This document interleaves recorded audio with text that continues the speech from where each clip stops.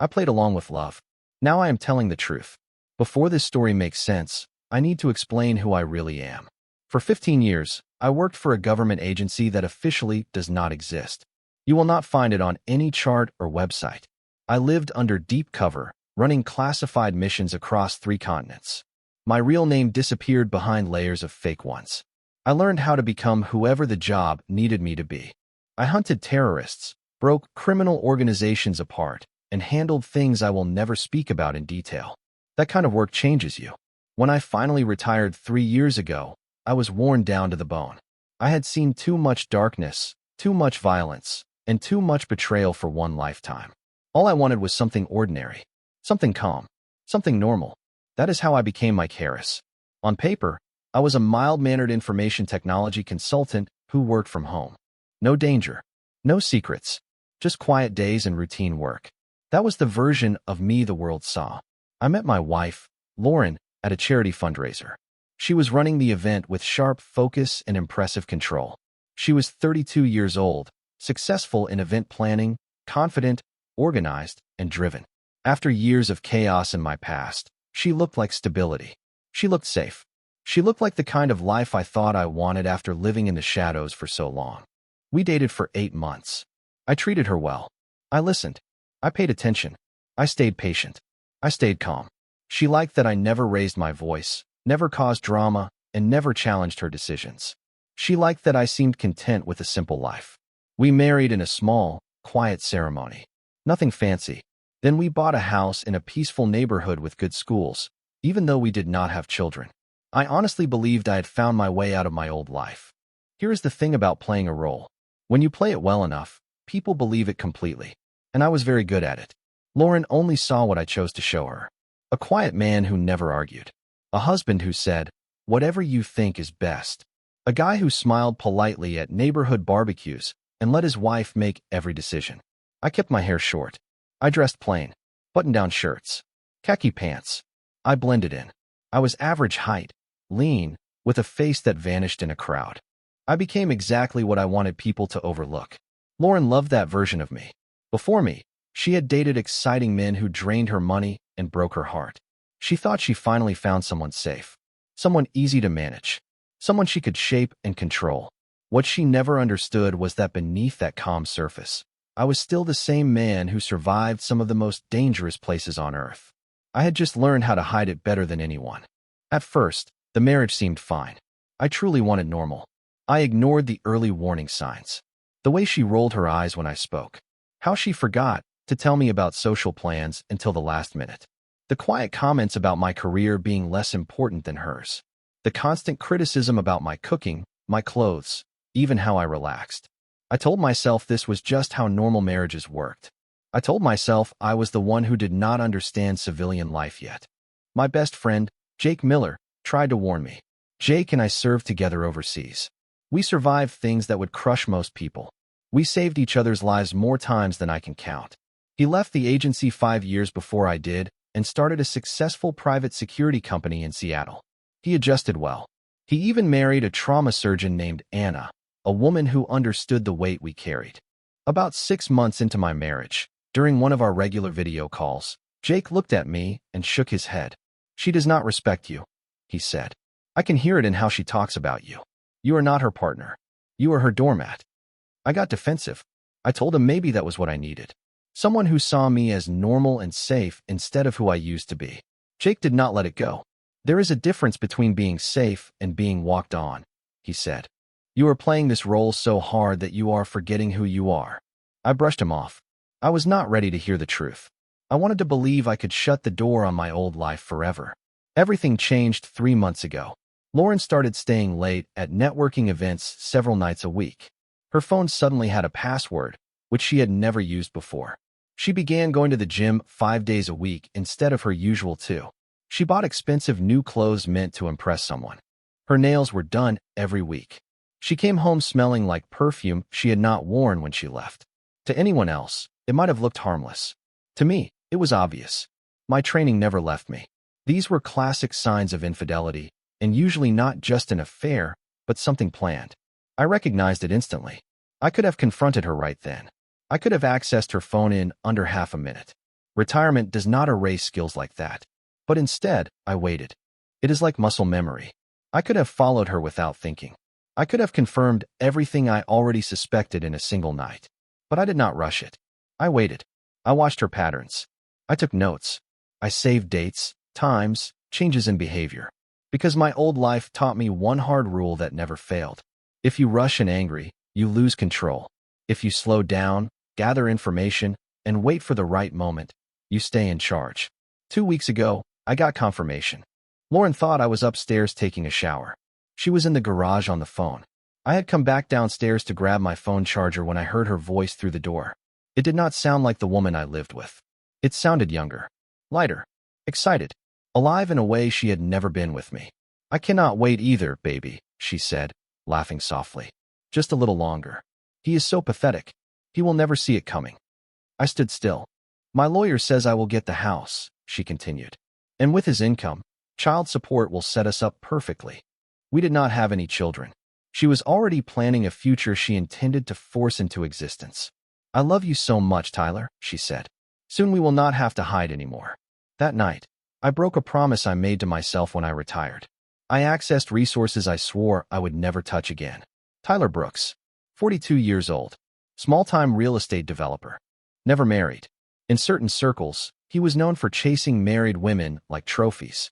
He pulled them into bad financial choices, drained what he could, and vanished when things got messy. 3 quiet paternity settlements. A trail of angry former partners who claimed he robbed them blind. Charming on the surface, empty underneath. The kind of man who destroys lives and walks away clean. Lauren thought she was special. In reality, she was just the next target. I could have walked away then. Filed for divorce. Let them have each other. Let time do what it always does to men like Tyler. But something old and cold woke up inside me. A part of myself I thought I buried. The part that hunted people across borders. The part that dismantled dangerous networks piece by piece.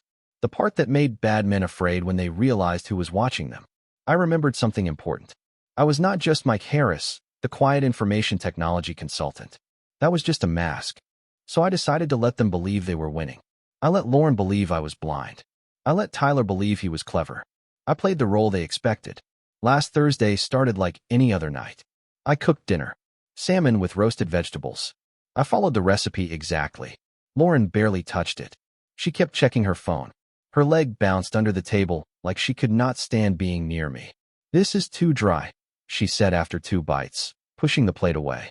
I followed the recipe exactly, I said calmly. She rolled her eyes. Maybe you are just bad at cooking. You are not good at much, honestly. She stood up so fast her chair scraped loudly across the floor. I am going out, she said. Do not wait up. It is Thursday night, I replied. Where are you going? She looked at me with pure contempt. Since when do I need your permission? She snapped. God, you are so clingy. I cannot even breathe in this house. She walked out wrapped in expensive perfume I had never seen before. I knew exactly who it was for. I sat alone at the table while the food cooled. Then I opened my laptop and kept digging. Tyler Brooks had enemies. A lot of them. Former business partners cheated out of hundreds of thousands of dollars. Women left broke and humiliated. A half-brother named Kevin Lee who changed his last name after Tyler ruined their family company, then blamed him and let him take the fall in court. These were people who would care very much about the truth. Lauren came home at 2 in the morning. She smelled like wine and another man's cologne. She walked past me without saying a word. She did not even bother pretending anymore. That told me everything I needed to know. And I was just getting started. I added it to my mental ledger. Another detail. Another piece of proof in the file I had been quietly building. But last night was different. Last night was the moment everything shifted. That was the night Lauren made the mistake that ended the comfortable life she thought she had secured. She came home early, around 6 o'clock in the evening. Her face was flushed, not from stress, but from excitement. I could see it the second she walked in. She went straight to the bathroom and stayed there for over an hour. I heard the water running nonstop. She used the expensive soaps and bath oils she saved for special occasions. Then she came out and put on the red dress. The red dress was the one I bought her for our anniversary. The same anniversary dinner she complained through from start to finish. She said the restaurant was trying too hard. She said the food was pretentious. That night, she barely looked at me. Now she treated that dress like it was sacred. She spent another full hour on her hair and makeup, curling, brushing, reapplying. She looked like she was getting ready for a gala or a wedding. It was more effort than I had seen from her in months. Finally, she walked into the living room where I was sitting on the couch reading a book. She crossed her arms and said, flat and cold, "You are sleeping in the garage tonight." I looked up slowly. She stood in the doorway like she owned the moment. Makeup flawless, hair falling perfectly over her shoulders. That red dress clung to her like armor. "Excuse me," I said. "You heard me," she replied. "My real boyfriend is coming over. Take your pillow and whatever else you need and sleep in the garage. He will be here in an hour, and I want you gone." She said it with casual cruelty, with confidence. For a brief second, I almost respected the nerve it took. This was not just an affair. This was humiliation, a test. She wanted to see how small she believed I was. She wanted a reaction she could later twist into a story for divorce court. I stood up slowly and placed my book on the table. "You are really doing this?" I asked. "Do not say my name like that," she snapped. "This marriage has been dead for a year. You know it. The only difference is I found someone who actually excites me. Someone with ambition. Someone with plans. Not a nobody hiding in a home office going nowhere." Her lip curled as she spoke. "You are like furniture," she said. "I do not even notice you anymore. You just take up space." She meant every word. Her eyes were bright, almost excited. She wanted me angry. She wanted me desperate. She wanted something she could later use as proof that she was afraid of me. She stepped closer. Her voice dropped. I smelled wine on her breath. "You really thought you could keep me?" she whispered. "You are boring. You have always been boring. Tyler makes me feel alive. He makes me feel like a woman again, not a babysitter for a grown man who cannot even cook a proper dinner." There were 1,000 things I could have said. I could have told her I knew about the offshore account she thought was hidden. The one Tyler helped her open overseas. The one I quietly flagged 3 weeks earlier with an anonymous report. I could have told her about Tyler's other women. Married women. All being fed the same promises. All slowly being drained. I could have told her who I used to be and watched the confidence drain from her face. Instead, I picked up my keys and my phone charger from the coffee table. "I heard you," I said. "The garage." Her confidence flickered. "Wait, what are you doing?" "You told me to sleep in the garage," I replied. "I decided to sleep somewhere else." "You cannot just leave," she said quickly. "We need to talk about boundaries. Expectations."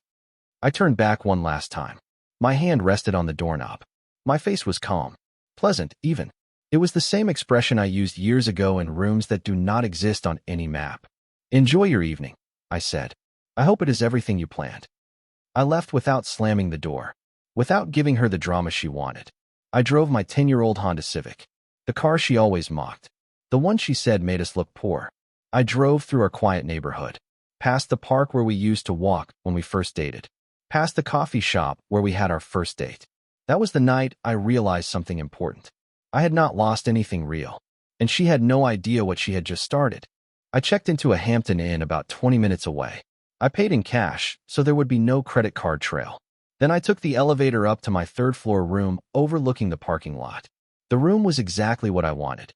Beige walls, cheap corporate art, a bed with stiff, scratchy sheets, a television bolted to a worn dresser. Nothing personal, nothing memorable. The kind of place no one notices and no one remembers. Perfect. I sat down, opened my laptop, and activated the surveillance feeds I had installed in our house 3 months earlier. Hidden cameras, military-grade equipment, completely invisible unless you knew exactly where to look. Technology that technically was not supposed to be available to civilians, but some doors never fully close. At 8:47 in the evening, Tyler Brooks pulled into my driveway. He was driving a silver Porsche 911 Carrera. Flashy, loud, designed to impress people who did not understand money. According to the financial records I had pulled using methods I learned years ago, Tyler was drowning in debt. 13 mortgaged properties. Roughly $4 million owed. One bad quarter away from total collapse. The Porsche was leased. Lauren met him at the door. They kissed like teenagers. Hands everywhere. No hesitation. He lifted her up and carried her inside like they were in some bad romance movie, kicking the door shut with his foot. I watched them disappear into the house. I did not watch the bedroom feed. I am not a masochist, and I did not need proof of something I already knew. Instead, I opened another folder. The full profile I had been building on Tyler Brooks for the last 3 weeks. His pattern was clean and repeatable. He targeted married women with assets, promised a future, played the long game, talked them into bad investments, secret transfers, and quiet accounts. Then he vanished once the money ran dry or the divorce became inconvenient. Lauren was his 4th target in 3 years. The other 3 ended the same way. Divorced, broke, emotionally wrecked. Tyler walked away untouched. But Tyler was not working alone. There was infrastructure behind him. Shell companies registered in Delaware and Nevada. Offshore accounts in the Cayman Islands and Panama. Money washed through layered real estate deals. This was not amateur fraud. This was organized financial crime. And Tyler did not have the brains to build it alone. At 11:30 that night, my phone buzzed. A text from Lauren. "Where are you?" I did not reply. At midnight, another message. "Mike, answer me. This is childish. We need to talk like adults." At 1 o'clock in the morning. "You cannot just disappear. We need to resolve things. I am willing to talk calmly." At 2 o'clock. "If you do not respond, I am calling the police. I am worried something happened to you." At 2:45, my phone started ringing. I let it go to voicemail. It rang again and again. By 3 o'clock in the morning, I had 47 missed calls and more texts than I bothered to count. Her tone shifted from irritated to scared. The last message made me smile for the first time all night. "Please come back. He saw something on your computer, searched your name, and left in a panic. He started yelling about you being dangerous. Who are you really?" Earlier that evening, before Lauren told me to sleep in the garage, I had already started setting the trap. I called in an old favor. A man who owed me his life from a job years ago in Istanbul. I asked him to make sure that anyone searching my name online would find exactly what I wanted them to see. Nothing that would trigger my former agency. Nothing official. Just enough truth to scare the right kind of person. There were military records under an old cover identity. Listed as a Marine Force recon operator. Partially redacted mission summaries. Phrases like high-value target neutralized and operations in hostile territory. There was a single photograph from the Middle East. Me in full combat gear. Half my face hidden. A rifle in my hands. A subdued hostile on the ground at my feet. And there was a short newspaper article from 8 years earlier. It mentioned a government operative known only by my last name. It talked about a terrorist cell stopped before it could strike. That article had been erased from official archives a long time ago. But I made sure it was still searchable. And Tyler Brooks did exactly what men like him always do. Before climbing into bed with another man's wife, he searched the husband. What he found scared him badly enough to run. And that told me something important. The plan was working. He probably thought I was coming back to erase them both. I picked up my phone and sent Lauren one short message. "I am at the Hampton Inn on Route 9, room 214. Do not call me tonight. We will talk tomorrow." Then I shut the phone off. Tomorrow was when the real work started. I woke up at 5 in the morning. Old habits never leave. I ran 5 miles on the hotel treadmill, showered, and by 7 I was sitting in the lobby with a cup of bad coffee and a burner phone activated under a fake name. When I turned my regular phone back on, it exploded. 127 messages. I skimmed a few. Lauren's emotional spiral followed a clean pattern. First denial, then anger, then bargaining, then fear. Her last message came in at 4:32 in the morning. "Mike, I made a terrible mistake. Tyler is not who I thought he was. He lost it after looking you up online. He said you were dangerous. He said he was in danger too. He ran. Please come home. I am scared. I do not know who you really are." I deleted it without responding. At 7:15 on the dot, the burner phone rang. Jake Miller's voice came through, calm and steady like always. "Morning, brother. Got your message. I am in. You sure about this? It could get ugly." Jake had saved my life years ago when a building came down overseas. I returned the favor more than once. "You think I am letting you do this alone?" he said. "I have been waiting 3 years for you to stop pretending you are smaller than you are. What do you need?" "Intelligence," I said. "Surveillance support. Digital analysis. And later, witnesses willing to talk." "Done," he said. "I will be there tomorrow morning. Anna can handle my firm." For the next 20 minutes, I laid everything out. He took the technical side. He would reach out to old contacts who still owed favors. This was not official work, but the structure was the same as any mission we ran before. When we hung up, I went deeper. The money trails told the story fast. Lauren's lawyer turned out to be Tyler's former girlfriend, a woman named Susan Blake. She lost her law license 3 years earlier for ethics violations. She still took cash jobs, helping women fake fear and control narratives to gain leverage in divorces. Same play every time. Create panic. Plant evidence. Win sympathy. That offshore account Lauren thought she controlled? Tyler opened it himself. He copied the same trick he used on other women. Most of the money was already gone, leaving just enough to avoid suspicion. And those networking events Lauren loved so much? They were part of Tyler's setup. A group he called New Horizons, marketed as a professional growth circle for women. In reality, it was a hunting ground. He studied them, learned their weaknesses, picked his next target. At 9 in the morning, there was a sharp knock on my hotel door. I checked the peephole. Lauren stood there. She was still wearing the red dress from the night before. Her mascara had streaked down her face. Her hair was tangled. She looked like she had not slept at all. I opened the door but did not step aside. "Mike," she said, her voice shaking. "Thank God. I have been driving around for an hour trying to find you." "What do you want?" I asked. She flinched. I had never spoken to her like that before. My voice was flat, cold. The voice I used for interrogations, not marriage. "Can I come in?" she asked. "We need to talk." "We can talk right here." "Please," she whispered. "I know I hurt you, but Tyler lied to me. He said you were dangerous. He said I needed to protect myself. Last night was supposed to be a test. But then he saw something on your computer. Files.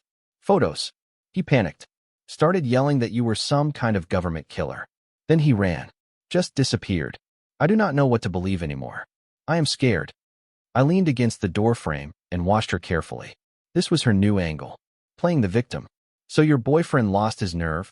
I said. "He was not really my boyfriend," she said quickly. "It was a mistake." I felt ignored. "And Lauren," I said calmly, "I have 17 hours of footage from inside our house. I have your messages, emails, and call logs from the last 3 months. I know about the offshore account. I know about Susan Blake. I know about New Horizons." Her face drained of color. "You have been spying on me." "I have been collecting evidence of fraud," I said. "That is what the law calls it." I handed her a thick envelope.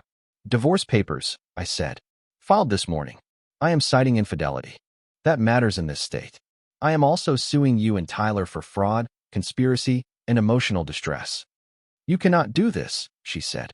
"You are insane." "I already did," I replied. "And my lawyer, a real one, not your boyfriend's disbarred friend, is very confident." Her hands shook as she tore the envelope open.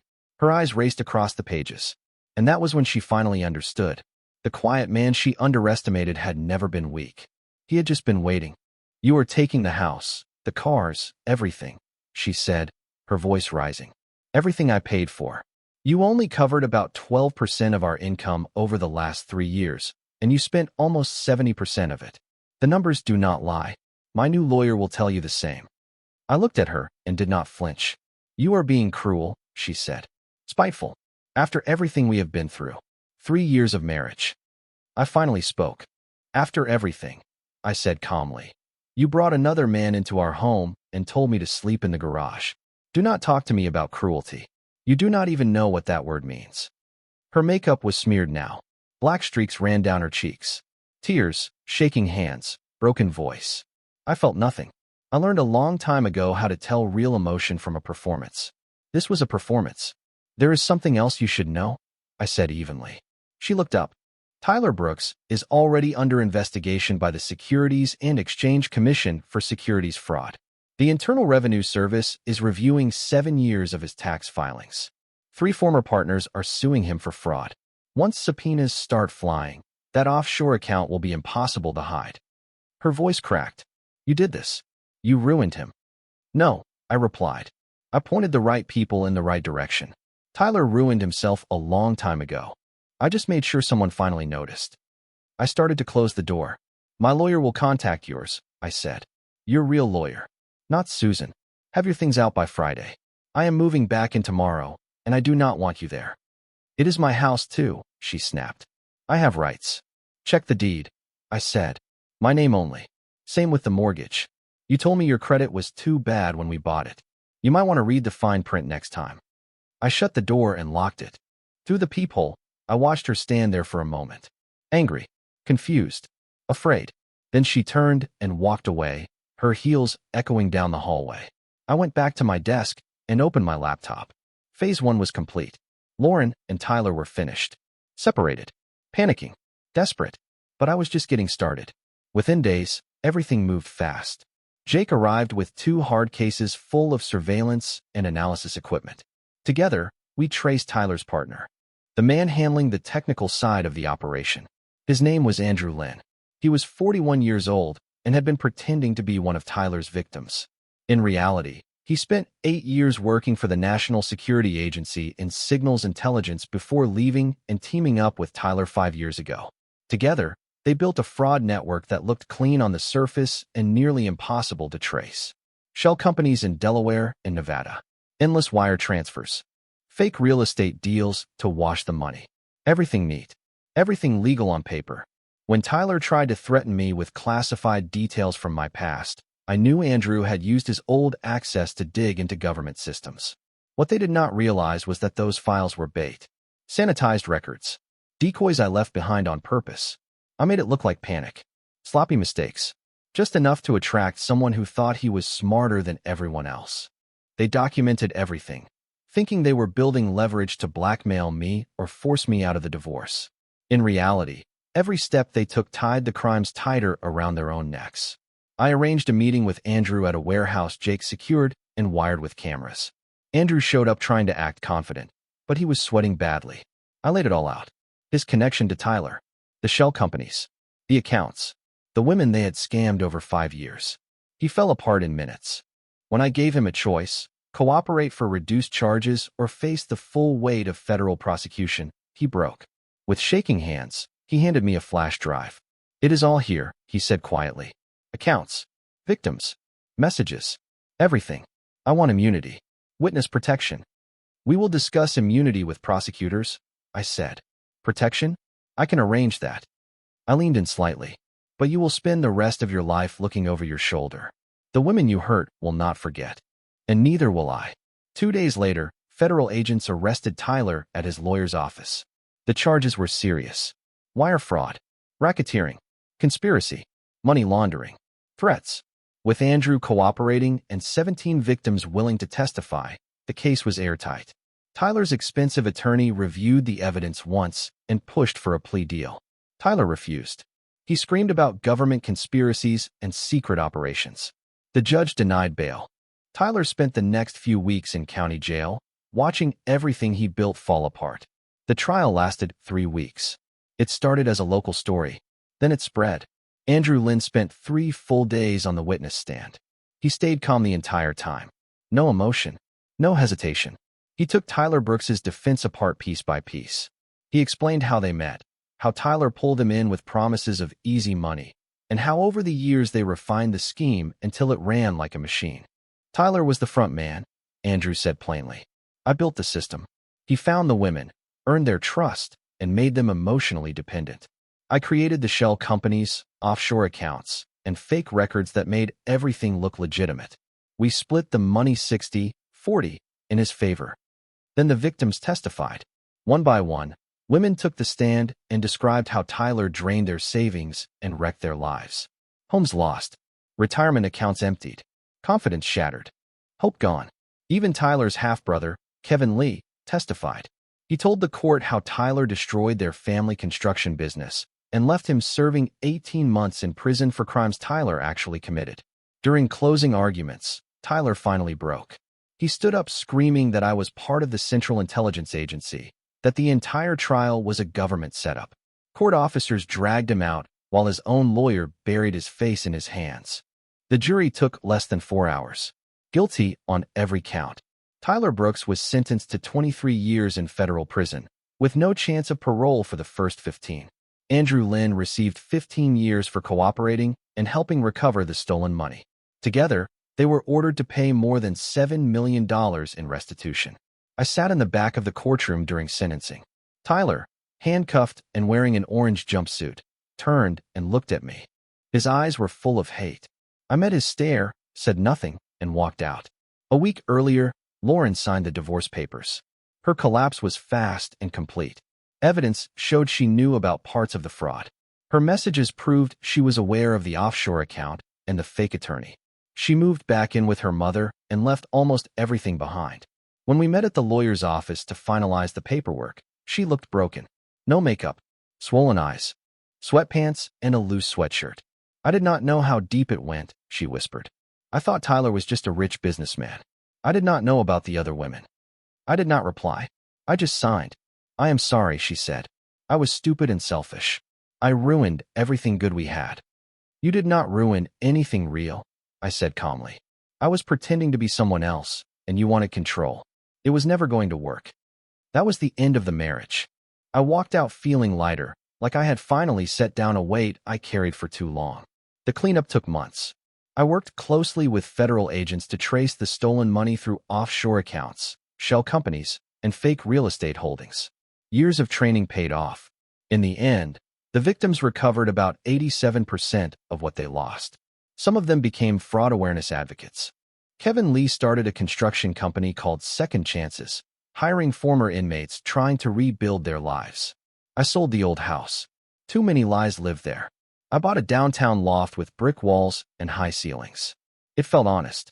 Jake Miller and I launched Harris and Miller Security. We focused on fraud prevention, victim support, and executive protection. Sometimes we charged. Sometimes we did the work for free.